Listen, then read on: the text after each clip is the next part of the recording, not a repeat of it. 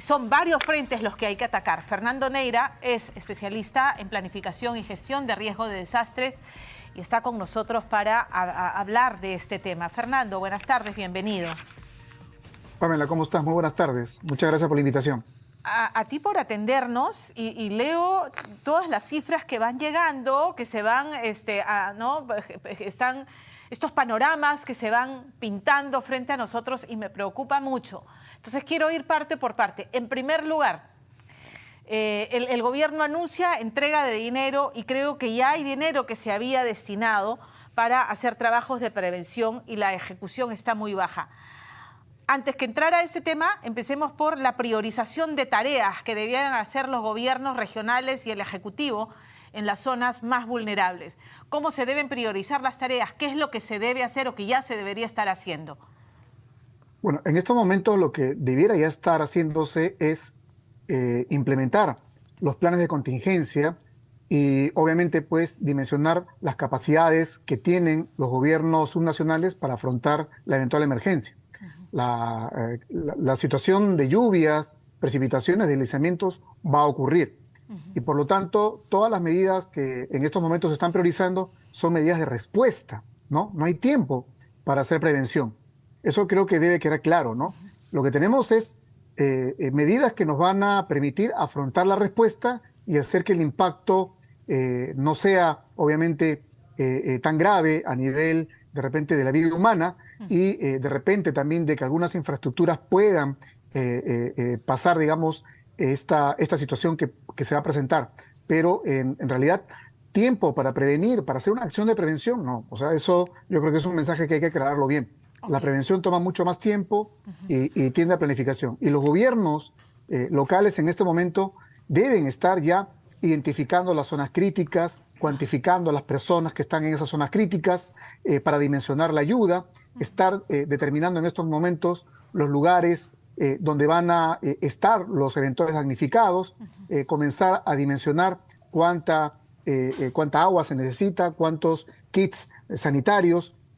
Todo ese tema tiene que irse implementando ya en este momento y priorizar e identificar también las rutas que puedan ser afectadas eventualmente por los deslizamientos, desbordes, para que obviamente pues no quedemos con poblaciones aisladas, ¿no? Entonces, eso tiene que comenzar a hacerse ya en este momento. Activar todo lo que denominamos contingencia, tiene que ser activado ya por los niveles subnacionales, ¿no? Estamos hablando de hacer un levantamiento de, digamos, no sé si es catastral, un levantamiento de información de poblaciones en zonas vulnerables, hacer como una especie de censo, identificar, luego identificar también zonas donde se van a establecer albergues, porque lo que nos estás diciendo es que van a haber nuevamente poblaciones afectadas, nuevamente van a haber inundaciones, nuevamente va a tener que levantarse albergues para colocar a estas poblaciones afectadas y eso va a ser inevitable. O sea, el desastre va a ocurrir, va a ser inevitable. De lo que se trata es de mitigar el impacto de este fenómeno. Exactamente, ¿no? El presupuesto es para mitigar en estos momentos y tiene que haber un acompañamiento. A ver, yo creo que las cifras no mienten, ¿no? Los gobiernos regionales no han gastado más del 30% a la fecha en temas de prevención o en temas de preparación para emergencia y por lo tanto, si estamos destinando más dinero y no hay capacidad para ejecutar o gastar, tiene que tomarse todas las medidas necesarias para que este gasto sea efectivo. O sea, no solamente es transferir recursos a los gobiernos regionales, es también darles capacidades, acompañarlos con los expedientes técnicos, acompañarlos de repente con las fichas y obviamente pues tratar de que la acción que se busque desarrollar para que el riesgo y también la eventual emergencia sea, digamos, con el menor impacto posible se desarrolle, ¿no? Entonces, ese acompañamiento tiene que hacerlo en este momento el gobierno nacional, pero obviamente hay que dimensionar las capacidades. Ahorita yo creo que el gobierno tiene que comenzar a dejar de hacer cosas que de repente pueden hacerse en otro momento y comenzar a trabajar en el tema de emergencia, principalmente en el tema de la ejecución de gasto y no esperar a que tengamos ya la lluvia encima, ¿no? Fernando, permíteme hacer una pausa breve, tenemos que solucionar un problema técnico aquí, es breve y regresamos para seguir conversando del tema, por favor. Seguimos conversando con Fernando Neira, especialista en planificación y gestión de riesgo de desastres. Ya nos adelantó que para la etapa de prevención estamos tarde, median 5 meses hasta que empecemos a sentir los efectos de este llamado fenómeno del niño global. Entonces, nos decías, Fernando, identificar zonas críticas, los lugares para albergar a los damnificados que van a tener que ser necesariamente trasladados por los efectos de este fenómeno, las rutas afectadas por desbordes y deslizamientos. Y decías que también se tiene que prever que la infraestructura existente soporte el embate de la naturaleza que va a ocurrir necesariamente. Eso quiere decir sistemas de drenaje, de alcantarillado, los puentes, la descolmatación de ríos, la construcción de defensas ribereñas, o para eso ya es muy tarde. Todavía hay tiempo para las defensas ribereñas, Ajá. para descolmatar, hay tiempo ya. O sea, mañana mismo debieran estar ya las máquinas limpiando los ríos y haciendo el mantenimiento, ¿no? Eso ayuda. Y también todo el tema de comenzar a organizar también a la población cuando obviamente se tengan identificados estos puntos críticos y se les diga cómo tiene que ser el despeje o evacuación. Entonces, esas acciones que están en los planes de contingencia que tienen todos los municipios, se entiende que la PCM con el INDECI han tenido que hacer un seguimiento a todos los municipios para que tengan sus planes de contingencia actualizados y plenamente vigentes, tienen que comenzar ya a activarse y revisarse y obviamente pues esto implica también estar atentos a los monitoreos que puedan hacerse sobre el tema climático, ¿no? Hay que tener en cuenta que, por ejemplo, lo que ha pasado en Chile fue advertido con 2 o 3 días de anticipación. Es más, hasta una semana antes se había hablado de lo que hubiera ocurrido, ¿no? Entonces, eso ha despertado también fuertes críticas respecto básicamente pues a cómo estamos manejando la capacidad de respuesta y hay que comenzar a tomar lecciones aprendidas en estos momentos de lo que está ocurriendo, porque una de las cosas que va a pasar es justamente como mencionabas, ¿no? En los temas de saneamiento. Tenemos una cantidad de urbanizaciones, construcciones que están tapando o bloqueando cursos de río, ¿no? Claro. Y esos se van a activar. Entonces, ese ha sido uno de los grandes problemas que ha ocurrido en Chile. Urbanizaciones, complejos de vivienda que han quedado inundados por estar obviamente pues bloqueando, obstruyendo cursos de río o de drenaje, ¿no? Es lo Ahí que pasa en estamos Chiclayo, en Piura. complicados, Fernando, estamos complicados porque lo hemos conversado en el pasado, incluso viendo los mapas que además existen de cómo las quebradas estaban hace unas cuantas décadas completamente despejadas de población, de construcciones de viviendas, y que luego, a propósito del último deslizamiento que hubo acá nuevamente en la zona de Chosica, ¿no es cierto? Y que luego, con el paso de los años, se va incrementando la construcción informal en la quebrada natural para el desfogue de deslizamientos. O sea, y eso es más complicado porque la gente no quiere salir de ahí y en 5 meses gestionarlo, o sea, es inverosímil que vaya a pasar.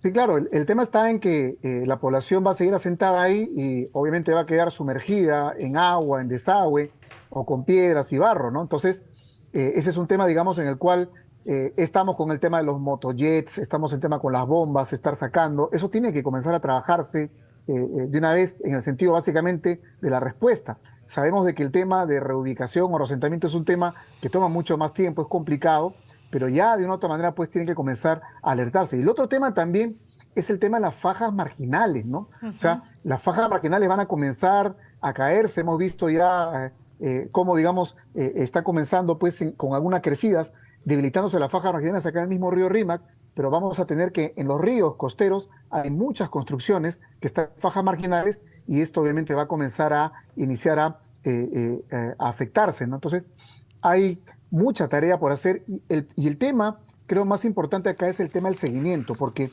hay recursos, Pamela, ¿no?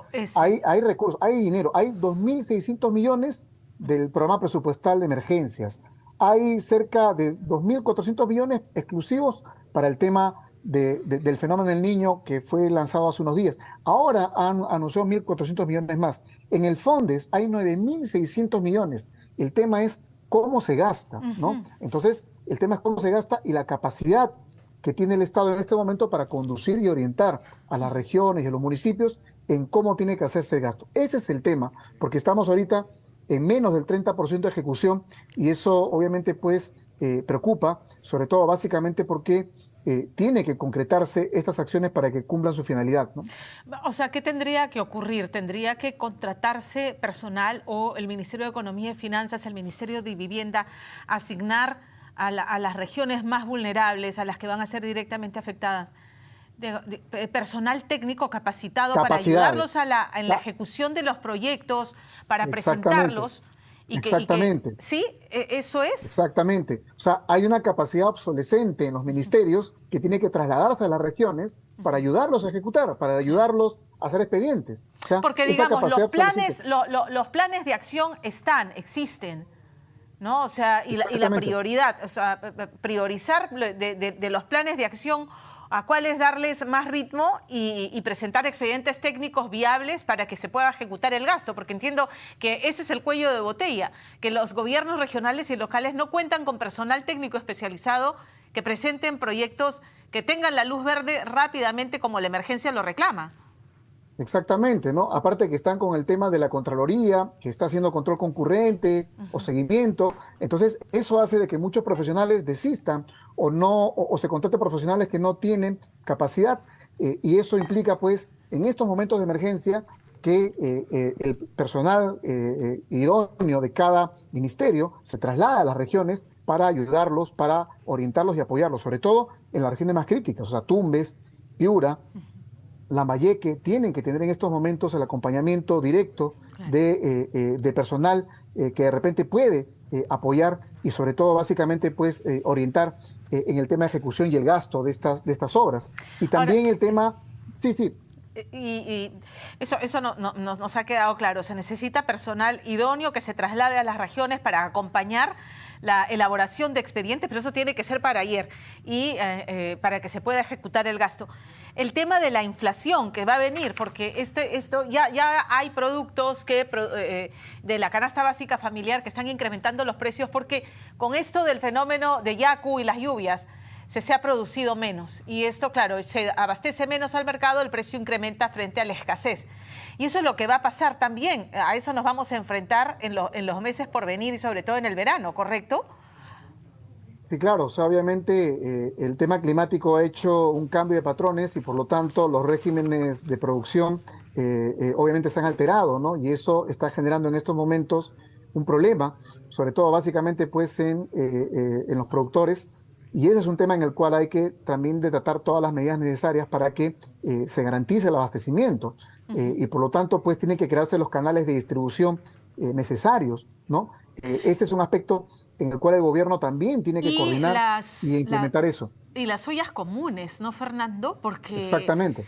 frente al incremento de la pobreza y al incremento de los precios de la canasta básica familiar, van a haber familias que ya ni siquiera van a poder comprar y que van a nuevamente recurrir a las ollas comunes y tendría que haber también ahí un plan de abastecimiento a ollas comunes. No, definitivamente, dentro, digamos, del manejo de esta situación, tienen que implementarse estas medidas para poder atender la situación de personas que no puedan tener una canasta básica, una dieta básica, y por lo tanto también dentro de los kits de emergencia también se están considerando este tipo, digamos, de aspectos. O sea, yo creo que el tema está básicamente en la conducción, ¿no? ¿Quién va a conducir este tema? ¿Quién tiene las capacidades? ¿Quiénes van a estar en las regiones orientando este tema?